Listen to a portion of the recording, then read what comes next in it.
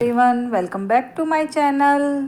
आज मैं आपके लिए क्लास 6 ज्योग्राफी का चैप्टर 8 लेके आई हूँ, जो कि है इंडिया की जलवायु के बारे में, यहाँ की वनस्पतियों के बारे में और जो वाइल्ड लाइफ है वहाँ के उनके बारे में हम पढ़ेंगे इस चैप्टर में। ठीक है, तो हम ज़्यादा टाइम वेस्ट नहीं करते हैं, शुरू करते हैं अपना टॉपिक।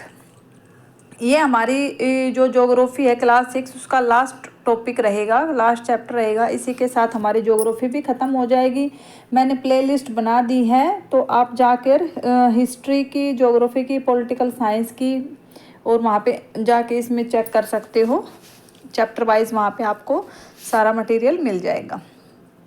तो शुरू करते हैं हम अपना आज का टॉपिक। फर्स्ट है क्लाइमेट। इंडिया की क्लाइमेट के बारे में हमें पढ़ना है, तो पहले हम देख लेते हैं कि भाई क्लाइमेट होता क्या है। ठीक है, किसी भी जगह का क्लाइमेट के बारे में हम क्या जाने। क्लाइमेट होता है कि भाई long term aggregate of weather.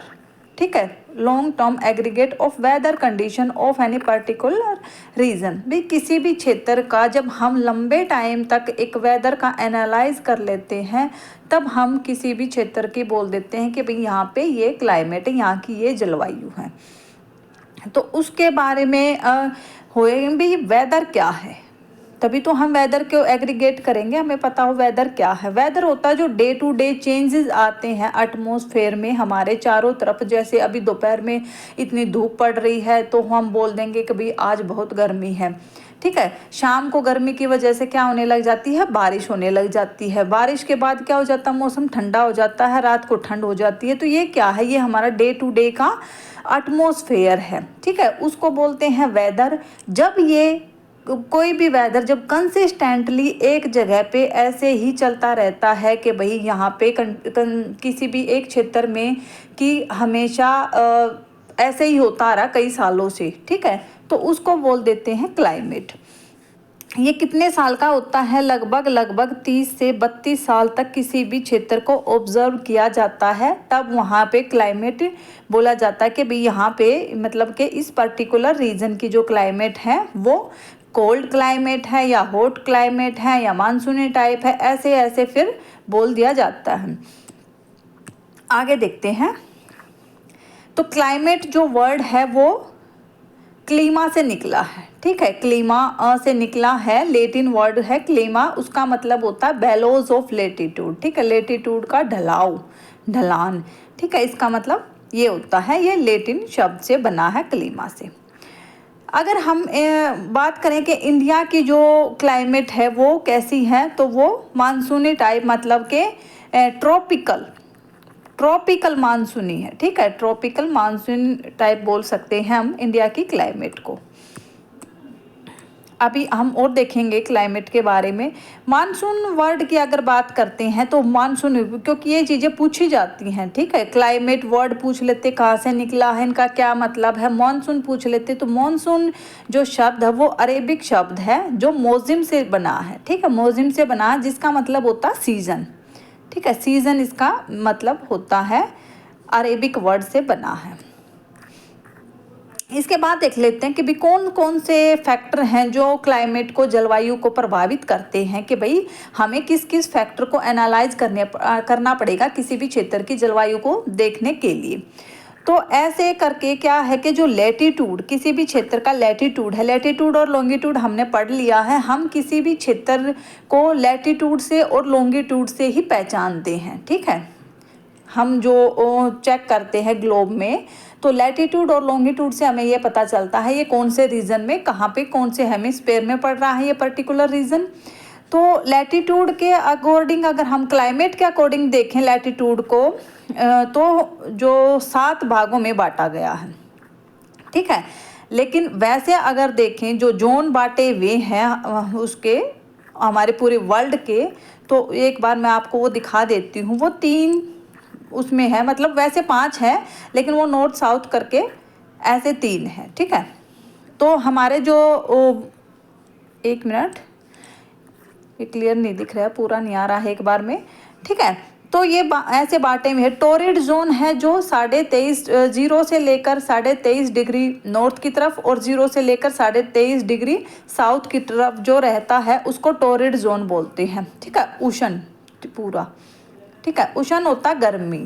ठीक है, तो इसको बिल्कुल टोरिड जोन है क्योंकि यहाँ पे जो सूर्य की गर्मी है डायरेक्ट पड़ती है इक्वेटर पे। इसके ऊपर का जो एरिया है उसको बोलते हैं टेम्परेट। ऊपर का भी 23.5 डिग्री नॉर्थ से लेकर 66.5 डिग्री नॉर्थ तक और 23.5 डिग्री साउथ से लेकर 66.5 डिग्री साउथ तक का जो एरिया है वो टेम्परेट जोन बोला जाता है। ठीक है, शीतोष्ण मतलब कि यहाँ पे क्या रहेगी, ठंड भी रहेगी और गर्मी भी रहेगी। ठीक है, ये दोनों रहती है, दोनों का मिक्सअप है, तो ये टेम्परेट जोन बोला जाता है। ऐसे ही फिर फ्रीजिड जोन है जो 66.5 डिग्री साउथ में भी, 66.5 डिग्री से ऊपर 90 डिग्री तक नॉर्थ में भी और 66.5 डिग्री साउथ से लेकर मतलब 90 डिग्री साउथ पूरा नीचे तक, उसको बोला जाता है फ्रीजिड जोन। ठीक है, तो ये तो है कि ओवरऑल उसको बांटा गया है। ये है कि नॉर्मल टेम्परेचर के हिसाब से बांटा गया है, लेकिन अभी जो मैं आपको दिखा रही हूँ वो क्लाइमेट के हिसाब से। तो पूछ लेते हैं, ये क्वेश्चन में आते हैं आजकल जब हायर मतलब डीप जो क्वेश्चन आ रहे हैं आजकल एचटेट में, तो काफ़ी डीप लेवल के क्वेश्चन आते हैं, तो इनमें से पूछते हैं। ठीक है, तो ये है 0 से 10 डिग्री का नॉर्थ का और साउथ का भी। ठीक है, देखो अभी जो मैंने दिखाया था वो ऐसे था कुछ। ठीक है, तो 0 से लेकर और 10 डिग्री तक का जो नॉर्थ साउथ दोनों का है वो कहाँ पे आएगा, उसको बोलते हैं इक्वेटोरियल क्लाइमेट। क्लाइमेट के अकॉर्डिंग मैं अभी आपको बता रही हूँ क्योंकि हम क्लाइमेट पढ़ रहे हैं। उसके बाद है 10 डिग्री से ऊपर का और 10 डिग्री से ही नीचे का। ठीक है, 10 से 20 का जो नॉर्थ का भी और साउथ का भी, उसको बोलते हैं ट्रॉपिकल सवाना क्लाइमेट। ठीक है, फिर मैं साथ साथ में इसको इरेज कर देती हूँ, नहीं तो दिखेगा नहीं। ठीक है, फिर है जैसे 20 डिग्री, यहाँ जैसे 20 डिग्री होगा, यहाँ पे भी 20 होगा, 20 से 30 का और यहाँ पे ऊपर भी 20 से 30 ऊपर नीचे नॉर्थ साउथ दोनों में, उसको बोलते हैं ट्रॉपिकल हॉट क्लाइमेट। ठीक है, ये जरूर देख लेना, यहाँ से क्वेश्चन बन जाते हैं। फिर 30 डिग्री से ऐसे ही जब हम ऊपर ऊपर चलते जाते हैं, मतलब 0 डिग्री से आगे जाते, 0 डिग्री से ऊपर और 0 डिग्री से नीचे की तरफ मतलब बढ़ते जाते हैं, पोल्स की तरफ मतलब जो बढ़ते जाते हैं, तो उसमें हमारा फिर टेम्परेचर जो 30 डिग्री से 40 डिग्री नॉर्थ में भी और साउथ में भी, उसको बोलते हैं मेडिटेरियन, भूमध्य सागरीय। ठीक है, मेडिटेरियन क्लाइमेट उसको बोलते हैं। ऐसे ही 40 डिग्री से और 55 डिग्री तक नॉर्थ और साउथ, उसको बोलते हैं टेम्परेट ग्रासलैंड। ठीक है, पढ़ा हमने जो मेन है ना, मतलब कि जो ट्रॉपिकल पढ़ा हमने, टोरिड जोन मतलब जो पढ़ा टेम्परेट और फ्रीजिड है, उन्हीं से रिलेटेड ये। ठीक है, क्योंकि उन्हीं में तो पार्ट किए गए हैं। आगे जब देखते हैं 55 डिग्री से 70 डिग्री तक नॉर्थ की तरफ, अभी मैंने साउथ नहीं लिखा है। ठीक है, ये ध्यान देना है, ये पूछ लेते हैं, टैगा और टुंड्रा दोनों जरूर पूछते हैं। 55 डिग्री से 70 डिग्री नॉर्थ की तरफ जो होता है उसको टैगा क्लाइमेट बोलते हैं, और 70 डिग्री से जो 90 डिग्री का नॉर्थ का जो एरिया है उसको टुंड्रा क्लाइमेट बोलते हैं। इसके बाद देखते हैं एल्टीट्यूड। भाई एल्टीट्यूड है किसी भी जो जगह की एल्टीट्यूड है वो कैसे क्लाइमेट को इफ़ेक्ट करेगा। देखो एल्टीट्यूड होती है ऊंचाई। भाई जैसे जैसे हम जो एल्टीट्यूड मापते हैं ना वो सी लेवल से मापते हैं। सी लेवल को हम 0 बेस मान के, ठीक है, और उससे ऊपर मापते हैं ऐसे। ठीक है, तो जब हम इसको नापते हैं तो जैसे ही हम ऊपर जाते जाएंगे हमारा क्या होएगा, टेम्परेचर डाउन होता चला जाएगा। जितना हम ऊपर जाएंगे पहाड़ों की तरफ जितना जाएंगे टेम्परेचर उतना लो हो जाएगा। तो ऐसे क्या कि 1000 मीटर की ऊंचाई पर जाने के बाद 6.5 डिग्री टेम्परेचर है वो क्या हो जाता है, कम हो जाता है। और ये जो फिगर है 1000 मीटर की ऊंचाई पर जो 6.5 डिग्री कम हो जाता है उसको normal lapse rate of temperature बोलते हैं। ये पूछ लेते हैं एग्जाम में कि normal lapse rate of temperature क्या है, कितना है, तो वो 6.5 डिग्री है। तो भाई वो इफेक्ट तो करेगा ना। अब जैसे ऊपर ऊपर हम जाएंगे तो क्या बोलेंगे, ऊपर जब टेम्परेचर कम हो रहा है तो उसको हम हॉट क्लाइमेट तो बोल नहीं सकते हैं। टेम्परेचर कम होएगा तो ठंड बढ़ेगी, तो उसको फिर क्या है, एल्टीट्यूड के हिसाब से हुआ ना क्लाइमेट। तो ऊपर जो रहेगा वो विंटर क्लाइमेट हो जाएगा, इसके नीचे जो रहेगा वो हॉट क्लाइमेट रहेगा। तो ये मैंने आपको समझा ही दिया है, ये जोन जो बांटे हुए हैं। फिर देखते हैं डिस्टेंस फ्रॉम सी, वो कैसे इफेक्ट, भाई समुद्र से जो दूरी है किसी भी पर्टिकुलर जगह की, रीजन की, तो वो कैसे इफेक्ट करता है, वो कैसे करेगा। देखो जो पानी है, समुद्र में क्या है भाई, पानी है। अब सूर्य की गर्मी तो देख के तो पड़ नहीं रही है ना पानी, और उसको जमीन को देख के तो पड़ नहीं रही है, वो तो ऑटोमेटिकली जो सूर्य है वो अपनी गर्मी सबको दे रहा है। तो पानी है, जो पानी गर्म होने में भी ज़्यादा टाइम लेता है, फिर जो चीज़ ज़्यादा टाइम ले रही है तो वो ठंडा होने में भी उतना ही ज़्यादा टाइम लेता है। ऐसे ज़मीन जो है वो गर्म होने में ज़्यादा टाइम नहीं लेती, मतलब जल्दी ही गर्म हो जाती है, ऊपर से फिर ठंडी भी वो जल्दी हो जाती है। तो इनका टेम्परेचर क्या हुआ, अलग अलग हुआ। इसी वजह से फिर जो क्लाइमेट है तो वो भी अलग अलग, क्योंकि टेम्परेचर तो इफेक्ट कर ही रहा है क्लाइमेट को। तो जैसे जो कोस्टल रीजन है ना, कोस्टल रीजन कौन सा होता है, जो समुद्र के पास का, ठीक है, जो तटीय इलाका, जो समुद्र के पास का जो इलाका है, जैसे हमारा इंडिया ऐसे है, तो समुद्र के पास का जो इलाका रहेगा वो तटीय क्षेत्र है। तो जो तटीय क्षेत्र, कोस्टल जो रीजन है, यहाँ पे जो नाइट का और डे का जो टेम्परेचर है उसमें ज़्यादा डिफरेंस नहीं मिलता है, ठीक है, 2-4 डिग्री 5 डिग्री जो है ये डिफरेंस मिलता है। लेकिन जो जगह जैसे अब नॉर्थ इंडिया में है, नॉर्थ इंडिया में क्या समुद्र नहीं लगता है, तो नॉर्थ इंडिया का जो इलाका है वो चारों तरफ से क्या है, लैंड बाउंड्री से ही घिरा हुआ भाई, किसी भी पर्टिकुलर क्षेत्र का। तो लैंड क्या है, लैंड मैंने बताया था जल्दी गर्म हो जाती है, फिर वो जल्दी ठंडी भी हो जाती है। तो वहाँ पे जो डे और नाइट का टेम्परेचर है वो काफ़ी डिफरेंस रहता है। जून के महीने में अगर देखो जो नॉर्थ इंडिया में कितनी गर्मी पड़ती है, लेकिन उस टेम्परेचर के अकॉर्डिंग नाइट में गर्मी होती है, ऐसा नहीं कि ठंड हो जाती है, लेकिन उस जो टेम्परेचर है ना कि दिन में इतना ज़्यादा टेम्परेचर हो जाता है और रात को एकदम से 15-20 डिग्री, कम से कम 10-15 डिग्री का कम से कम डिफरेंस रहता है। तो वो डिफरेंस इसी वजह से है, पानी की मतलब गर्माहट की वजह से। फिर देखते हैं आगे रिलीफ। रिलीफ क्या होता है कि भाई किसी भी जगह की ऊंचाई, ठीक है, और नीचाई, भाई एक पर्टिकुलर जगह में हाईएस्ट पीक क्या है और लोवेस्ट पीक क्या है, तो उससे भी इफेक्ट पड़ता है, ठीक है, क्लाइमेट का। क्योंकि क्लाइमेट क्या, अभी हमने टेम्परेचर पढ़ा ना, सारा टेम्परेचर के बारे में, इसके बारे में जो पढ़ा, तो ये जो है फैक्टर वो क्लाइमेट को इफेक्ट करते हैं। फिर हम देखते हैं कि भाई इंडिया की जो रेनफॉल है, जो बारिश है इंडिया में कब होती है, तो जून से लेकर सितंबर तक का जो टाइम है उसको मॉनसून सीजन बोला जाता है। और यहाँ की जो 90% बारिश है ना, इंडिया की 90% बारिश है वो इसी महीनों में हो जाती है, ठीक है। और क्वेश्चन पूछ ले कि भाई कितने दिन का रहता है, तो 100 से 120 दिन का ये टाइम रहता है। जो मॉनसून का टाइम है, बारिश का जो टाइम है वो 100 से 120 दिन का काउंट किया गया। आगे देखते हैं, क्लाइमेट मैंने बताई थी ट्रॉपिकल मानसून टाइप है। क्वेश्चन ये पूछा जाएगा आपसे कि भी किस टाइप की है हमारी जो इंडिया की क्लाइमेट है। फिर हमने क्लाइमेट अभी देखा, क्लाइमेट के बाद हम देखते हैं कि नेचुरल वेजिटेशन, ये ना इंटरकनेक्टेड है ये टॉपिक, ठीक है। क्लाइमेट क्या इफेक्ट नहीं करेगी हमारी जो वेजिटेशन क्या होती है, वनस्पति। नेचुरल मतलब कि अपने आप जो उगने वाली वनस्पतियाँ हैं वो क्या है इंडिया में, कैसे कैसे टाइप की है और क्या क्या उनके लिए चाहिए है, कितने जोन में ऐसे इंडिया बटा हुआ है, ठीक है। तो भाई बोल रहे हैं कि different types of natural vegetation are dependent on different climate पे। बताया ना मैंने, इंटरकनेक्टेड है ये जो टॉपिक है। भाई क्लाइमेट जैसी जहाँ की होगी तो वनस्पतियाँ भी तो वैसी होंगी। अब जिस जगह पे सोचो बारिश ही नहीं होगी, ठीक है, जिस जगह पे टेम्परेचर इतना हाई होगा तो वहाँ पेड़ पौधे कैसे उग सकते हैं अच्छे से, ठीक है। तो इफ़ेक्ट तो करेगी ना, क्लाइमेट जरूर इफ़ेक्ट करेगी।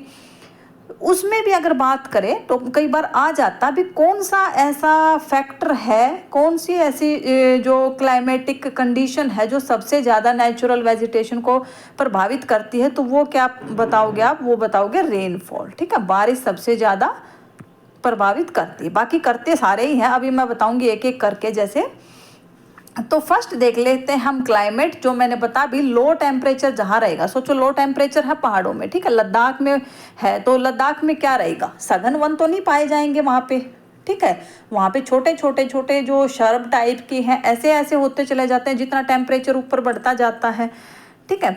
हाई टेम्परेचर जहाँ रहेगा वहाँ पे भी ज़्यादा नहीं रहेगा, क्योंकि पेड़ पौधों के लिए क्या चाहिए भाई, ना तो ज़्यादा लो चाहिए और ना ही ज़्यादा हाई चाहिए। हाई टेम्परेचर कहाँ, जैसे राजस्थान में है, राजस्थान में टेम्परेचर बहुत ज़्यादा हो जाता है, बारिश भी कम रहती है, ठीक है। जो वेस्टर्न राजस्थान का पार्ट है वहाँ पे बारिश कम रहती है, यहाँ अरावली ऐसे है, अरावली की जो पहाड़ियाँ हैं वो ऐसे हैं, ठीक है। तो मॉनसून है जो अरावली की पहाड़ी से वेस्टर्न राजस्थान में बारिश करने ही नहीं देता, ऐसे निकल जाती है इसके साथ से पैरेलल, ठीक है, अरावली की पहाड़ियों के पैरेलल मानसून निकल जाता है। तो ये वाला जो एरिया है ना ये सूखा रह जाता है, तो यहाँ पे टेम्परेचर भी हाई, बारिश भी कम, तो क्या रहेगी यहाँ पे जो वेजिटेशन है वो कम उगेंगी, ठीक है। यहाँ पे कटीले बस छोटे वो झाड़ियाँ वाड़ियाँ कुछ ऐसे ही उगती हैं, ज़्यादा यहाँ पे पेड़ पौधे पनप नहीं पाते हैं। तो क्लाइमेट इफेक्ट कर रही, फिर है सॉयल, भाई किसी भी जगह की मिट्टी है, फर्टाइल जो सॉयल रहेगी वहाँ पे अच्छे से पेड़ पौधे उगेंगे, ठीक है। और जहाँ पे फर्टाइल सॉयल नहीं है, जैसे बालू रेत है, तो बालू रेत में तो भाई बालू रेत वाले ही चीज़ें उगेंगे ना, वे कटीले झाड़ियाँ ही उगती हैं।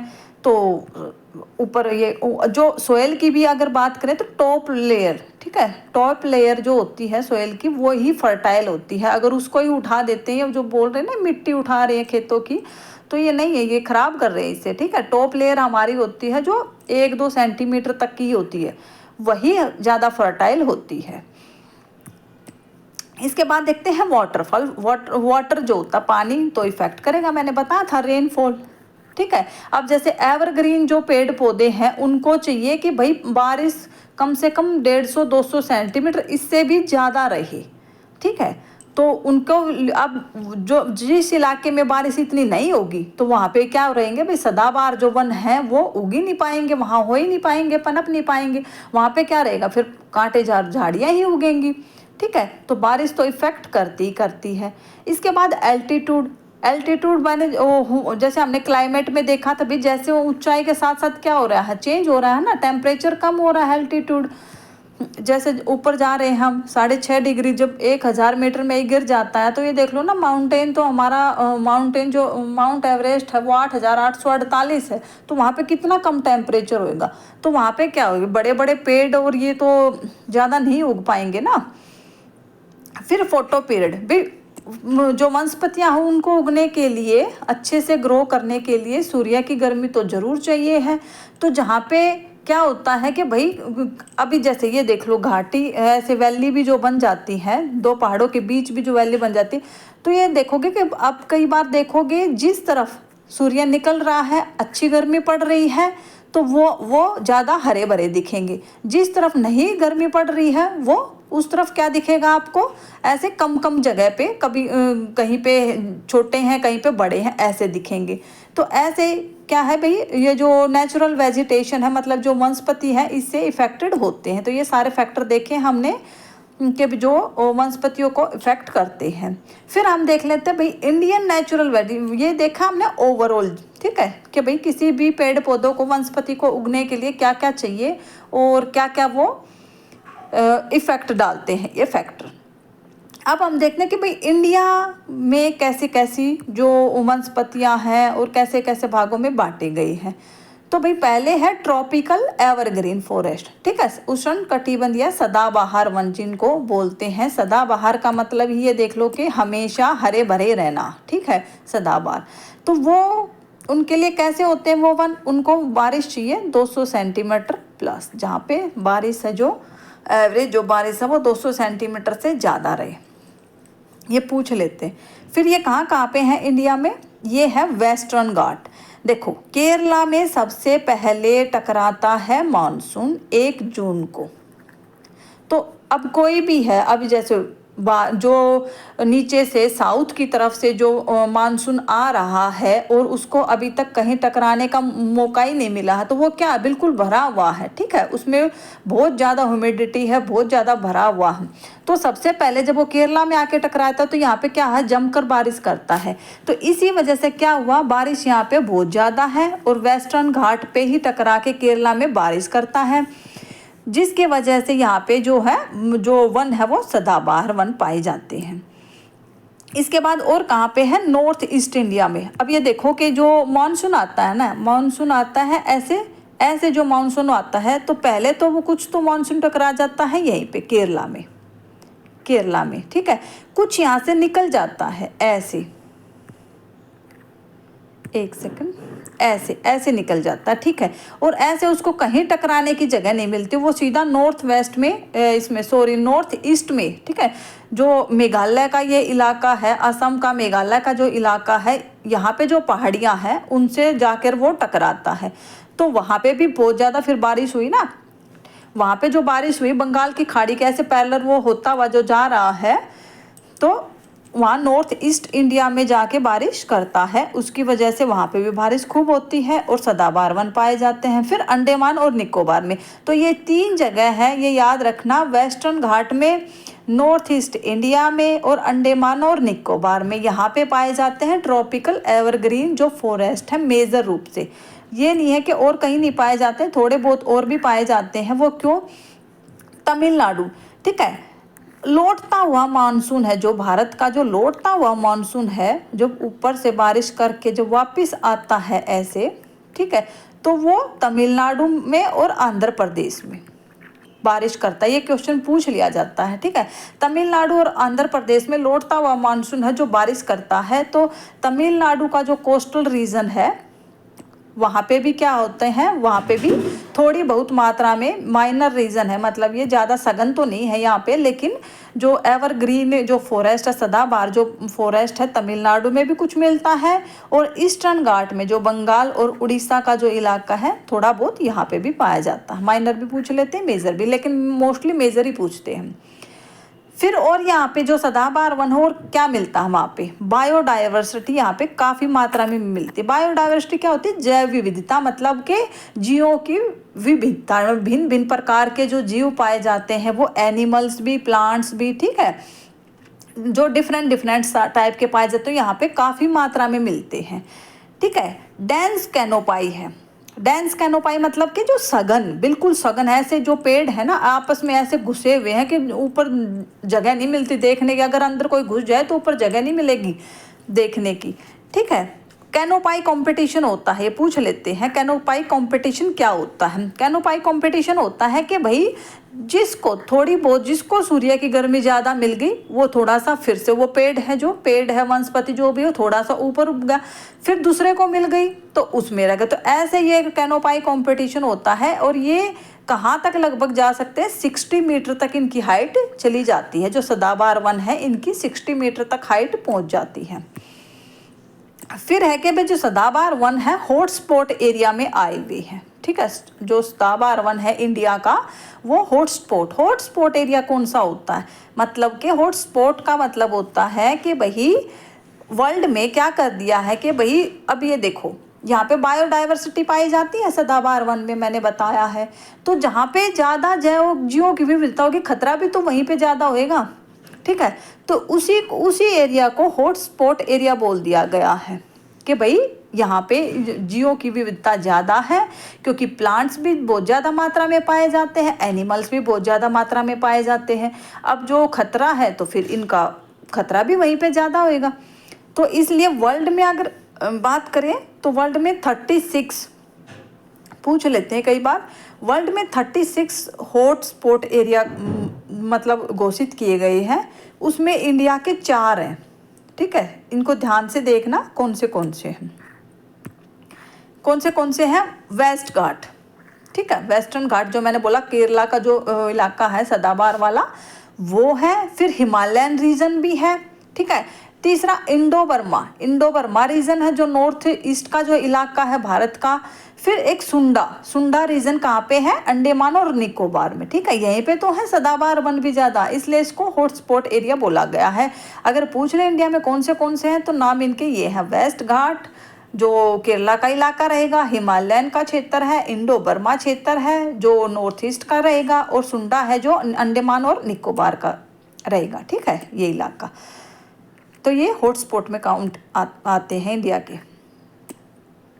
इसके आगे देखते हैं फिर कौन से इसमें ट्री पाए जाते हैं। ट्रॉपिकल जो सदाबहार वन है उसमें कौन से पाए जाते हैं। रबड़, रबड़ मेनली पाई जाती है केरला में। भारत में अगर बात करें तो केरला में सबसे ज़्यादा रबड़ पाई जाती है, ठीक है। इसके बाद हम माह्यूगोनी, ठीक है, माह्यूगोनी है, रोजवुड है, इबोनी है, एनी है, ठीक है, कुसुमलता है, सिंकोना है, ठीक है। ये फॉरेस्ट है जो यहाँ मेजर रूप से पाए जाते हैं। जो वन है इसमें ये पेड़ है जो मेजर रूप से पाए जाते हैं। इसके बाद है ट्रॉपिकल डेसिडियस फॉरेस्ट, मतलब कि पर्णपाती। पर्णपाती का मतलब ही क्या होता है, जिसके पत्ते झड़े, ठीक है। पर्णपाती मतलब पत्ते झड़ने। तो उष्णकटिबंधीय पर्णपाती वन। अगर भारत में बात करें तो सबसे ज़्यादा मात्रा में उष्णकटिबंधीय पर्णपाती वन पाए जाते हैं। व्यावसायिक और उद्योगों की दृष्टि से सबसे ज़्यादा इम्पोर्टेंट है, ठीक है। जो सदाबहार वन है ना, सदाबहार वन इकोनॉमिक उससे, व्यवसाय के उससे बिल्कुल भी सुटेबल नहीं है, क्योंकि वो इतने सघन है कि वहाँ से मतलब उनको निकालना बहुत ही मुश्किल है, ठीक है। व्यवसाय से करना वहाँ पे बहुत मुश्किल है, इतने सघन रूप से पाए जाते हैं वो। लेकिन जो पर्णपाती वन है वो उद्योगों की दृष्टि से और व्यवसाय की दृष्टि से काफ़ी इम्पोर्टेंट है। पूछ लेते हैं एग्जाम में कौन से ज़्यादा इम्पोर्टेंट है, अगर व्यवसाय और उद्योगों की दृष्टि से दे तो पर्णपाती वन रहेंगे, ठीक है। फिर इनको और क्या बोला जाता है, इनको मॉनसून फॉरेस्ट भी बोला जाता है, ठीक है। दो तरह के होते हैं जो पर्णपाती वन है, वो दो तरह के बोले गए हैं। एक है मॉइस्ट, एक है ड्राई, ठीक है। जो मॉइस्ट रहेंगे वो उसको बारिश है जो 100 से 200 सेंटीमीटर बारिश चाहिए, ठीक है। उसमें पेड़ कौन से साल है, सांगवान है, शीशम है, आंवला है, अंजीर है, ठीक है। ये पेड़ ज़्यादा पाए जाते हैं इसमें। जो सूखे ड्राइड ऐसी जो उसमें क्या है कि 75 से 100 सेंटीमीटर तक उसको बारिश चाहिए। और यहाँ पे जो पेड़ है वो कौन से होंगे, महुआ, ठीक है। महुआ शराब बनाने के लिए महुआ पेड़ का यूज़ किया जाता है, ठीक है। तेंदुपत्ता, बबूल, टीक, ये जो पेड़ हैं वो ड्राई डेसिडियस में आते हैं, ठीक है। सूखे पर्णपाती वन। फिर है कि ये मौसम क्या है कि ये जो पेड़ है, जो वन है, वनों में जो ये पेड़ है, पर्णपाती वनों में जो पेड़ है, ये निश्चित मौसम में पत्तियां गिरा देते हैं। और इनका जो पत्तियों का टाइम है ये पूछ लेते हैं, ये 6 से 8 वीक का टाइम रहता है। इनका पत्तियां गिराने का जो टाइम है 6 से 8 वीक का रहता है। तो पर्णपाती वन में कौन से जो वाइल्ड लाइफ है वो पाया जाता है, टाइगर है, एलिफेंट, पिग, डेयर, लॉयन, ठीक है, ये सारे पाए जाते हैं। इनको हम बाद में देखेंगे कौन से वाइल्ड लाइफ कहाँ पे इम्पोर्टेंट फेमस है, ठीक है। फिर है तीसरे नंबर के थोर्नी जो फॉरेस्ट है, मतलब थोर्नी क्या होता है, कटीले, कांटे वाले। जो कांटे वाले वन है, पेड़ है, वो कहाँ पे पाए जाते हैं, ठीक है। इसको एरिड बोले जाते हैं, शुष्क, ठीक है। शुष्क जो है, सूखी, ठीक है, एरिड वेजिटेशन बोला जाता है। 50 सेंटीमीटर से बारिश कम जहाँ रहेगी वहाँ पे ये वन पाए जाते हैं। तो 50 सेंटीमीटर से बारिश भारत में कहाँ रहती है, राजस्थान में। मैंने बताया था ना, अरावली है, जो अरावली की जो पहाड़ियाँ हैं वो राजस्थान के वेस्ट पार्ट में बारिश नहीं होने देती है, ठीक है। और है जो वेस्टर्न गुजरात है वहाँ पे कुछ पाया जाता है। फिर कुछ बता रहे पेनिनसुलर जो इंडिया का कुछ पार्ट है, प्रायद्वीपीय भारत का कुछ पार्ट में भी ये पाए जाते हैं। इनकी और क्या रहते हैं, जो ये वन रहते हैं, थोर्नी जो वन रहते हैं, कटीले जो वन रहते हैं, इनकी रूट है लंबी रहती है, ठीक है। पूछ लेते हैं, ये इनकी रूट लंबी रहती है क्योंकि इनको पानी नहीं मिलता ना, तो ये रूट इनकी नीचे जाती है पानी की तलाश में ना, लंबी रूट रहती है।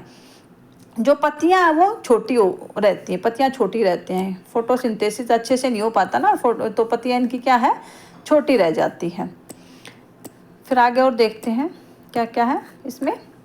हाँ, तो इसके जो पेड़ हैं वो कौन से रहेंगे, खेजरी, कैक्टस, स्मॉल ब्यूसिस, शर्ब्स, ठीक है, ये मेजर रूप से पाए जाते हैं इसमें कटीले वन में।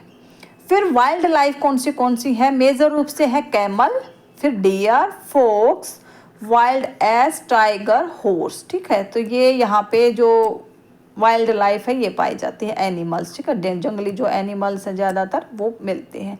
फोर्थ जो है वो है मैंग्रू, ठीक है, मैंग्रू जो वन है वो उनको डेल्टाई वन भी कहते हैं, ज्वारीय वन भी कहते हैं, क्योंकि ये क्या है ना, ये नदियों के, जब नदियाँ डेल्टा बनाती है ना, नदियाँ डेल्टा कहाँ बनाती है, जब समुद्र में गिरती हैं, जब समुद्र में नदियाँ मिलती हैं तो वहाँ पे डेल्टा बनाती हैं। तो जहाँ पे वो नदियाँ डेल्टा बनाती हैं ना, वहाँ पे ये पेड़ उगते हैं मैंग्रोव, ठीक है, तो इसलिए उनको डेल्टाई वन भी कहते हैं।